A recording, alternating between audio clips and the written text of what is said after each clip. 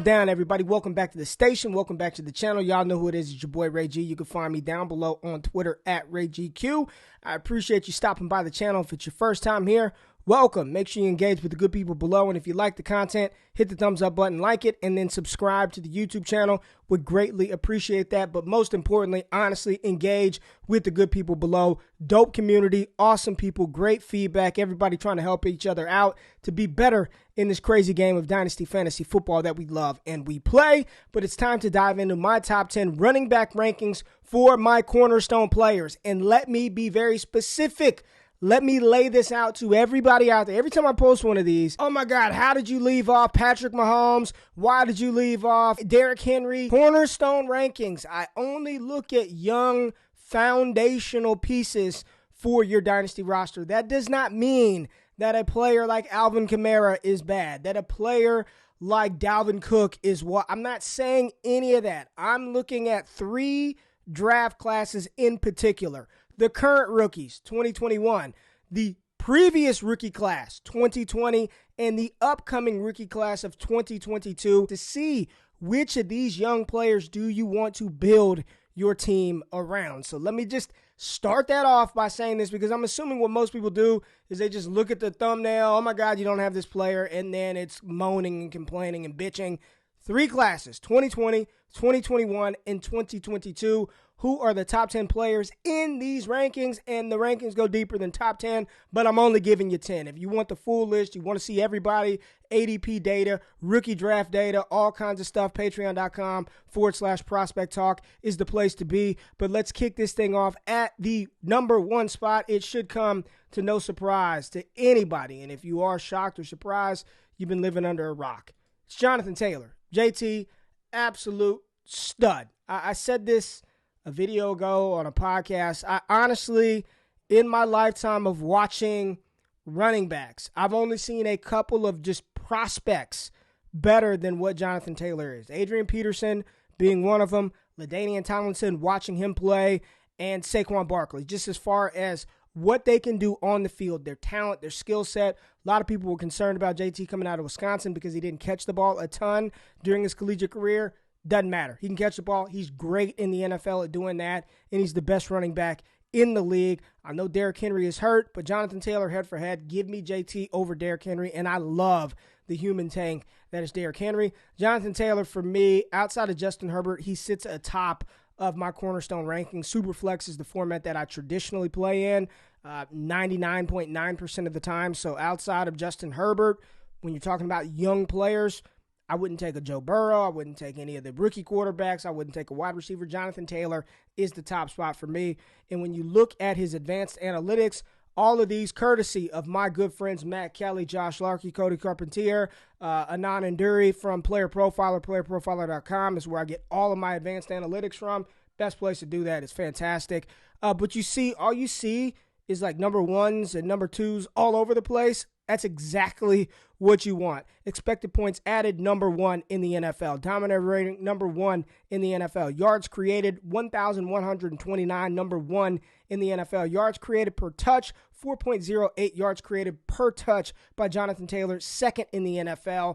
Number one in juke rate, number one in avoided tackles, top 10 in breakaway run rate, 17 breakaway runs, yards per touch, sixth in the NFL. He leads the NFL in rushing yards, goal line carries. This is exactly what you want to see from a cornerstone running back. He's the guy. He's the best running back in football. Jonathan Taylor, no brainer. Do not have to spend a lot of time at the 101 spot or the RB1 spot in my cornerstone rankings than with Jonathan Taylor. He's the number one guy. Got to start off with JT. At number two, who is running back number two in my cornerstone rankings? There he is. There goes the man. D-Swizzy, DeAndre Swift, two players from the 2020 class. Leading up to the 2020 NFL draft, I had DeAndre Swift as my RB1 for months. Ended up flipping Jonathan Taylor as the top dog going into the draft. And we all know what happened with the catastrophe. The Kansas City Chiefs handpicking Clyde Edwards-Helaire as, you know, the chosen one, the first running back off the board, last pick in the first round, has not come to fruition. DeAndre Swift, stud, was great at Georgia. He's awesome in the NFL. Suffered that shoulder injury on Thanksgiving Day, so we have not seen him play football in a couple of weeks. But I don't care. He's the RB2 in Dynasty, in my personal opinion. There aren't any other running backs besides Jonathan Taylor that I would prefer to DeAndre Swift. Now, when you look at his advanced analytics, right, his advanced metrics, not as clean, not as pretty as Jonathan Taylor, and I'm just focusing on the running plays right now. DeAndre Swift, PPR monster. His receptions, what he does in the receiving game is incredible, right? You want to see him sort of pick up, yards per carry, 51st in the NFL. Juke rate, we know DeAndre Swift has a nasty dead leg.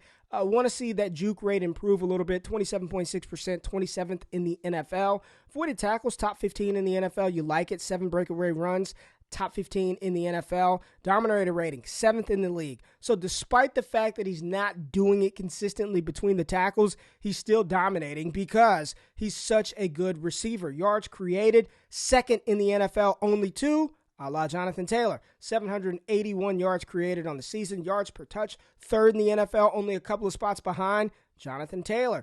Just an incredible running back. And you look at his formation-specific plays, the issue is Detroit's offensive line. I know they drafted Penei Sewell, Frank Ragnow, one of the top offensive linemen in the league, out for the season.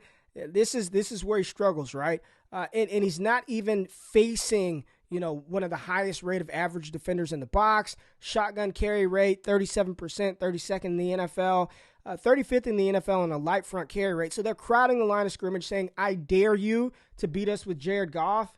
And we all know Jared Goff cannot do that. So it makes it very difficult for any of the Detroit Lions running backs to create and to do things out of the backfield from a traditional running back standpoint. But the reason why you love DeAndre Swift in fantasy football is because he gives you that production through the air. Fantastic receiving running back, probably the best pass-catching running back amongst my top 10 Cornerstone rankings, top 10 running backs in my Cornerstone ranking. It's not even a probability. He is. Jonathan Taylor, stud on the ground and through the air. DeAndre Swift, there's areas of improvement on the ground, and if he does that in year 2, in year 3, year 4, to the moon for DeAndre Swift. But what he brings you, the value, is in the passing game. DeAndre Swift, absolute stud. All right, now we start to get to some dissension, right? I think we're going to start to disagree, maybe agree. And here we go. My RB3, Najee Harris, Pittsburgh Steelers rookie Najee Harris. I think he's 6th in the NFL in rushing yards this season. First overall draft pick by the Pittsburgh Steelers in round 1 of this 2020 NFL draft class. I saw, it was a good tweet. I got to be honest, it was a good tweet. The Pittsburgh Steelers let James Conner walk just to turn around and draft a running back in round 1. And besides youth, maybe a little more speed, I don't know how much of a difference there is between James Conner and Najee Harris. But what Najee Harris is doing is commanding the ball. He is getting all the work, and that's going to continue for the foreseeable future. Najee Harris definitely is a top 5 dynasty running back. And when we take a look at his advanced analytics, you'll see just how good he's been, despite a lot of people on Twitter want to tell you that Najee Harris has been bad this year. He's not good. Look at his yards per carry. That Pittsburgh offensive line is not good. Let's use a little bit of common sense here when we're talking about Najee Harris, all right? So true yards per carry rate, not good. 3.6, 57%. That is not good. Stacked front carry rate, Najee Harris, 15th in the NFL. 18.4% of his runs come from a stacked front. They are crowding the line of scrimmage, saying, Ben Roethlisberger, you cannot beat us deep. Najee Harris, 4th in the NFL in avoided tackles. He is making the most happen with the least around him. Offensive line, not good. Breakaway run rate, 46th in the NFL, not good. 6 breakaway runs. We want to see that improve as well. Yards created. This is why I'm so high on Najee Harris. 4th in the NFL in yards created with 740. He's doing everything humanly possible behind an inefficient offensive line and an aged quarterback. He's not even aging. Ben Roethlisberger is aged. You like the 7 goal line carries, which places him 8th in the NFL. Dominator rating, 9th in the NFL. Top 10, 29.1%. Najee Harris is doing it through the air, and he's doing what he can on the ground when given that volume, and that is why I am still very bullish, still very high on Najee Harris. Pittsburgh, Mike Tomlin, they do not deploy a multiple back scheme. It's one of the few spots in the NFL where the lead guy is getting all the work on the ground and through the air. And as long as Najee Harris is healthy and cemented into that lead back role, you cannot have him outside of your top 5 dynasty running backs. I don't give a shit what you think about how good he is, yards created, all of that. Throw all the numbers out there you want. If he's getting the ball 90% of the time, you ride that production for the next 4 to 5 years into the salts of the earth, and you roll with Najee Harris. So Najee Harris, my RB3 in my cornerstone ranks, but it was a tough decision. It was a tough decision because number 4, I mean, he's picking up the steam, and you can easily see him being as a top 2, top 3 guy in Dynasty. I'm talking about the human juggernaut, Javonte Williams from the Denver Broncos. I love Javonte Williams. Love him. He's dope. Throughout the entire pre-draft process, he was my RB2 ahead of Travis Etienne, only behind Najee Harris. My playstyle comparison for Javonte Williams, which seems to be kind of accurate, man, and it's Javonte Williams with a little more juice. It's what I said. Compared him to Marion Barber with more juice. And when you look at their advanced testing numbers and their metrics, pretty damn close. Just a beast. And for those of y'all who are a little young and don't know who Marion Barber is, was he a good running back? Go peep the highlights. Get on YouTube, check out the highlights. Marion the Barbarian was an absolute beast, bulldozer, in the same mold of a Javonte Williams, or Javonte Williams in the same mold of a Marion Barber. And right now, I know a lot of people don't like the Denver situation, but I think it could be a good thing for Williams. That combination of Melvin Gordon and Javonte Williams, you talk about excited as we are for like Kareem Hunt and Nick Chubb. This could be like a better version of that. I mean, Javonte Williams and Melvin Gordon together, just good luck having to deal with that week in and week out. I believe Williams is top 12 in the NFL in rushing yards, if I'm not mistaken, and you can look that up. But avoided tackles, 8th in the league with 58. Juke rate, 14th in the league. Yards per touch, 14th in the league. Yards created, 5th in the NFL, and he's not even getting the full workload. Defenders in the box, hey, he doesn't have to face a stacked front because they've got so many pass-catching weapons outside. 7.1% of the time he's facing a stacked box. That's 45th in the NFL. That's great for a running back like Williams. And look at this, light front carry rate, 69.3%, 10th in the NFL. Good luck trying to stop Javonte Williams when you don't even put defenders down in the box and you're just going with base formation 21.4% of the time. Yards created per touch, 4th in the NFL, 3.86. Remember, Jonathan Taylor sitting there at 4.03, 4.08, something like that. This is incredible. He's good. 18.8% dominator rating, 28th in the NFL. Javonte Williams, I know everybody's like Williams to the moon in 2022. If Melvin Gordon is out of the picture 100%, of course Javonte Williams is going to go nuclear.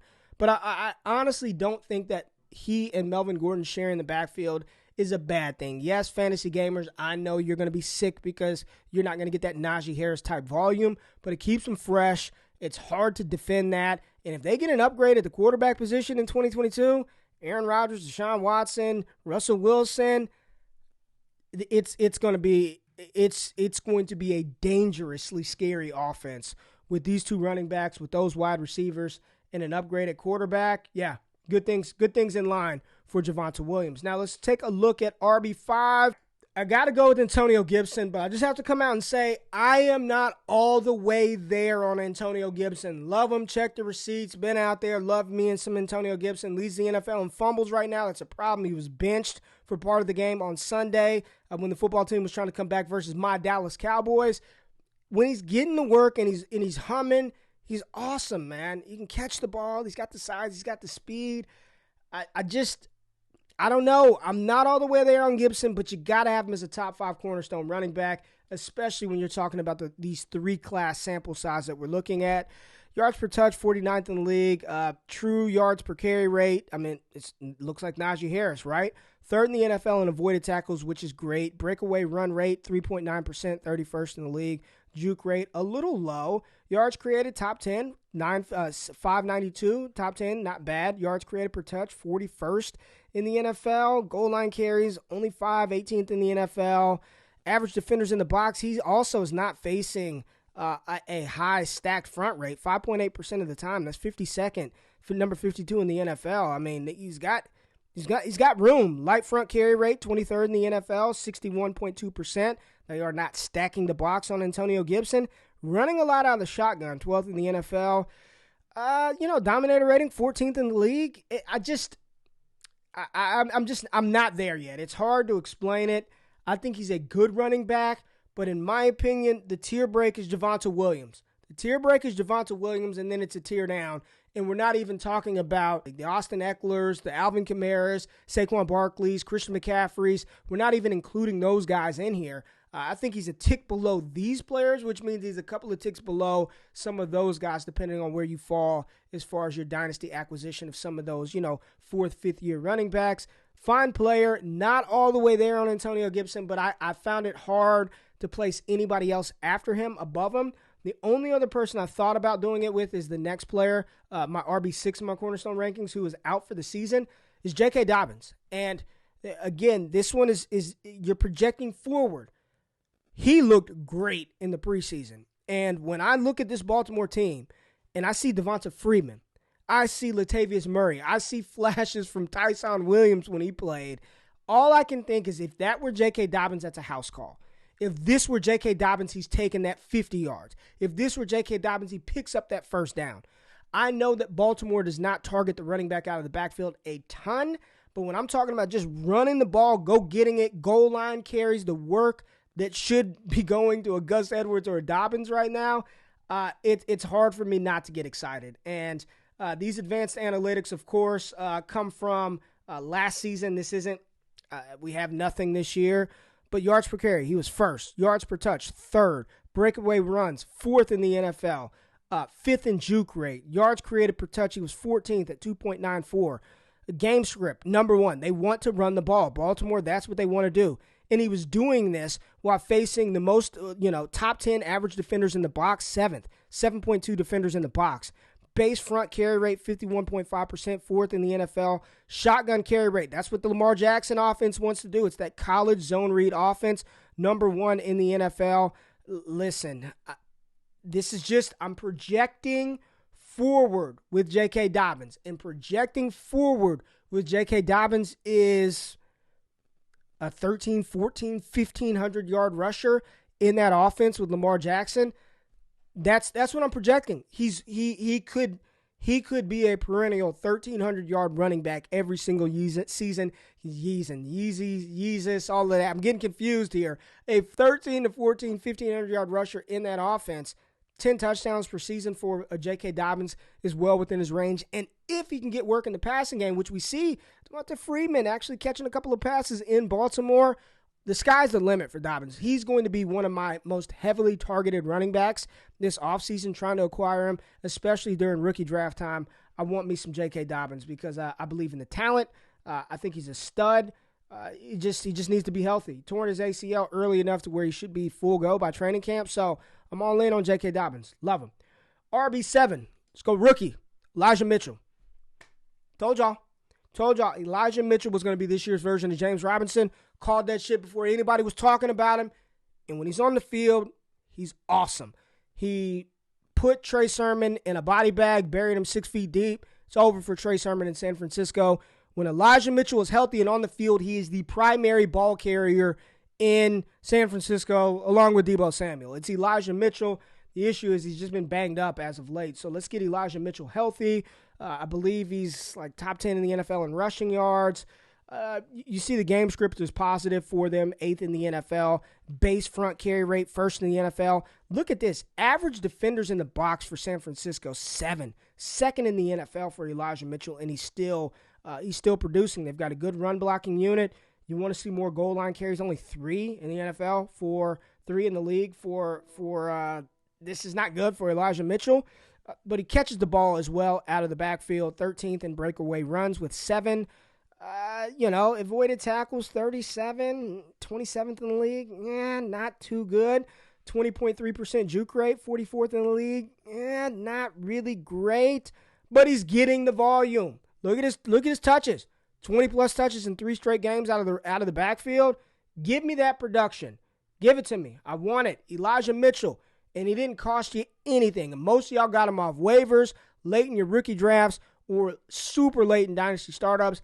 Elijah Mitchell, as long as San Francisco commits to him for the next couple of years, you've got you a very solid high-end RB2 that can give you RB1 weeks, any week in Elijah Mitchell.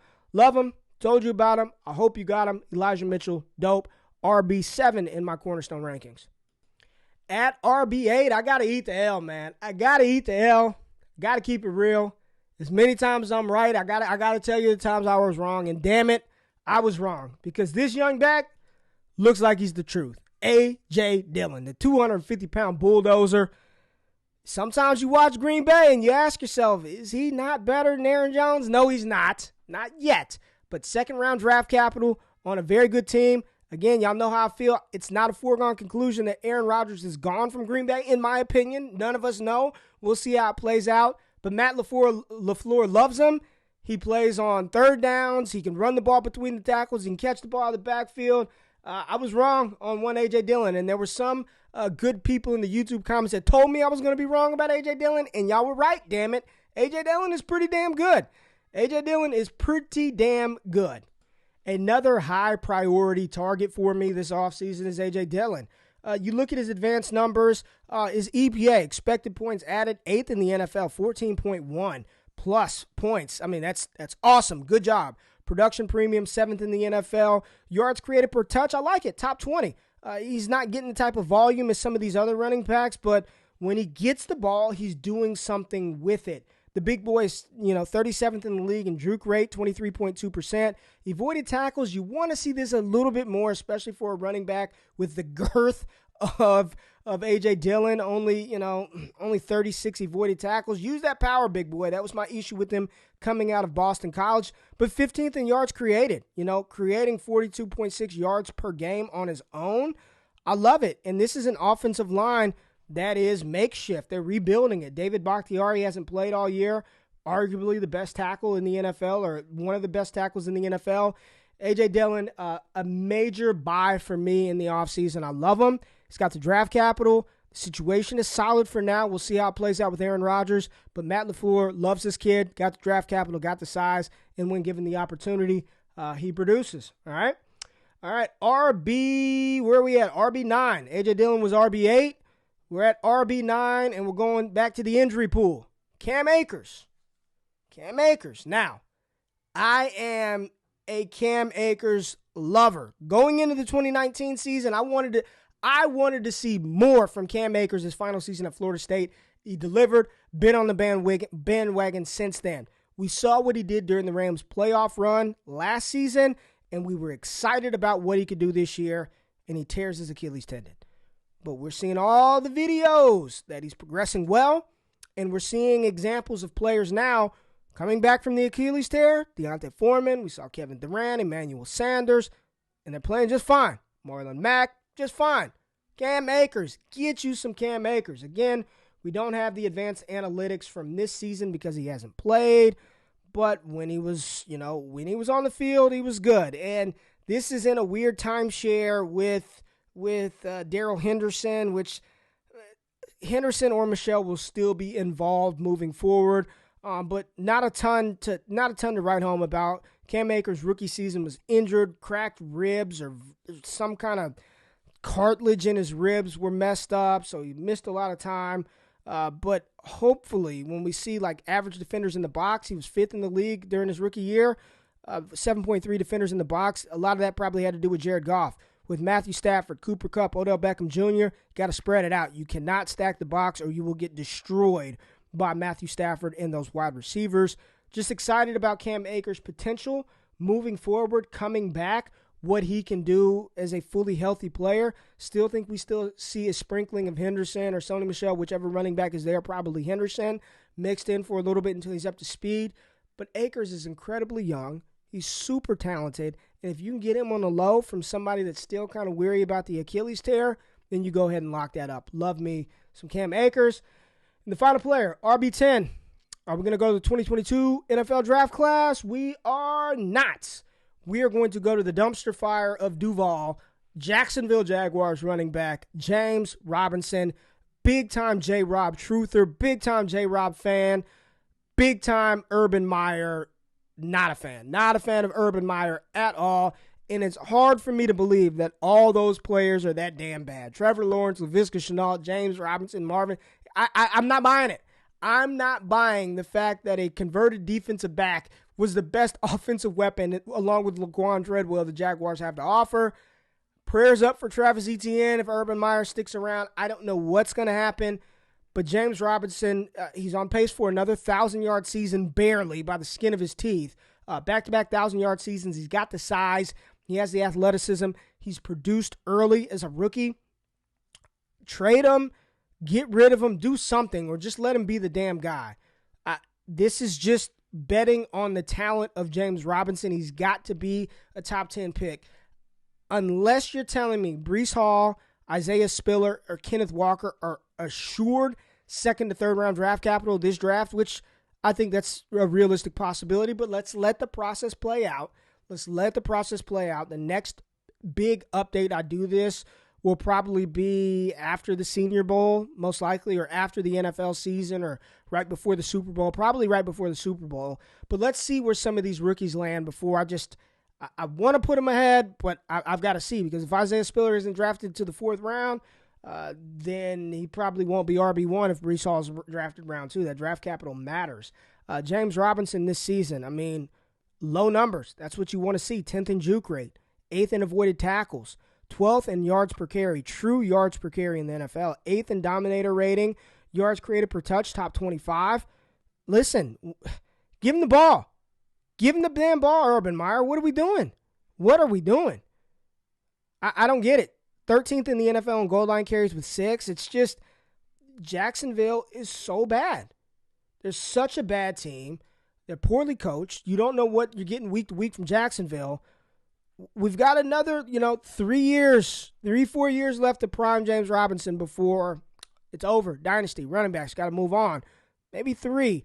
So we need to get that production like next year. We need it next year, and then maybe the year after that, going into the 2023 season, you sell him before the season starts. But right now, James Robinson is a top 10 cornerstone running back for me. So just to rehash, we got Jonathan Taylor at number 1. At 2, DeAndre Swift. At 3, Najee Harris. At RB4, Javonte Williams. At RB5, we've got Antonio Gibson. At RB6, J.K. Dobbins. RB7, Elijah Mitchell. 8, we have A.J. Dillon. At RB9, we've got Cam Akers. And then at RB10, rounding out our top 10 running backs in my cornerstone rankings, is James Robinson of the Jacksonville Jaguars. If you want 11 through whatever else the hell I got, we want to know where the rookies are. Ramondre Stevenson, I wanted to do it, but I can't do it. I'm not crazy, even though I do like the bruising running back from New England. We just completed our third or fourth 2022 Superflex 3-round rookie mock draft of the month, the ADP that Jordan Backus is creating. Fantastic tool that's going to help us in our rookie drafts. The best place. I don't care who it is. I love all the services, Fantasy Pros, Player Profile, everybody love it. No better place for rookie ADP than the Prospect Talk database, because we are the people who love, live, breathe college. We're putting all this stuff together to help you make better informed decisions during your rookie draft, to find the Elijah Mitchells, to find the Ramondre Stevensons, to avoid the Amari Rodgers in company. Make sure you go to patreon.com/Prospect Talk. If you stayed through the whole video and like the content, hit the thumbs up button, subscribe to the YouTube channel, and engage with the good people below. I appreciate y'all. We've got more trade shows this week, and we're going to drop our rookie mock draft, our first one of December, probably the first and only for December before we start to ramp that up and do 2 per month. Stay tapped into the channel. I appreciate the support. Appreciate y'all being here. I'll be back with more soon. I'm out. Peace.